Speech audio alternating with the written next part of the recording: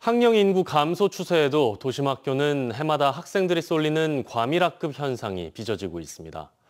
이 때문에 정원이 미달된 섬 지역 학교를 도심으로 옮기자는 말까지 나오면서 섬과 도시 주민 간 갈등으로까지 번지고 있는데요.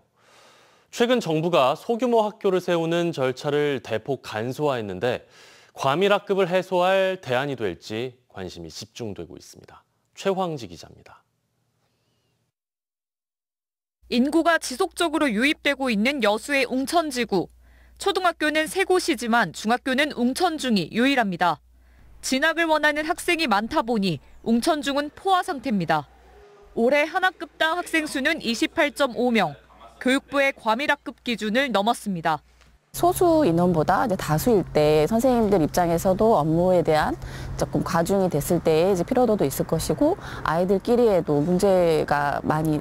과밀학급 분산을 위한 학교 신설 요구가 수년째 계속되고 있지만 제자리 걸음입니다. 정원이 미달된 섬 지역 학교를 도심으로 옮기자는 논의는 섬과 도시 간 갈등으로 번지면서 무산됐습니다. 신설 중학교가 하나 생겨야 된다고 한 지가 좀 오래됐어요. 하지만 이제 그거는 어렵다 보니까 이제 안 되면 저희가 이전이라도 시켜달라 이거를 되게 오랫동안 몇 년 동안 얘기를 했었는데.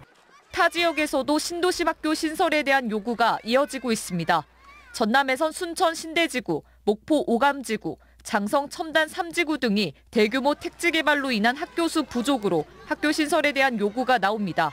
이 같은 문제점을 인식한 교육부도 신도시 학교 설립을 위한 중앙투자심사 절차를 간소화하는 안을 지난 4월부터 시행하고 있습니다.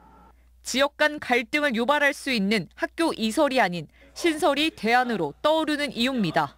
웅천 같은 경우는 학교가 너무 부족하기 때문에 이 행정의 편의를 위해서 이설만 할 것이 아니라 이설이 아니라 신설로 이렇게 해야 된다는 것이 이제 이렇게 한번 도전해보는 것이 낫겠다. 그러나 도교육청은 학령 인구 감소에 학교 신설이 어렵다는 입장입니다. 신도심이라고 하더라도 장기적인 관점에서 입학 인원이 감소할 것이란 전망입니다. 학교 결국 한 5년 되면 실은 거기도 이 과밀도 좀 해소되거든요. 학생 수가 줄어들기 때문에 보통 학교 지으면 저희들이 한 4년 정도 걸리기 때문에 그 시간 지나면 어느 정도 해소가 돼버리죠. 지역 정치권과 학부모들은 전남도 교육감을 상대로 면담을 요청했으며 도심 지역 학교 수 부족에 대한 대안 마련을 계속해서 촉구할 계획입니다. MBC 뉴스 최황지입니다.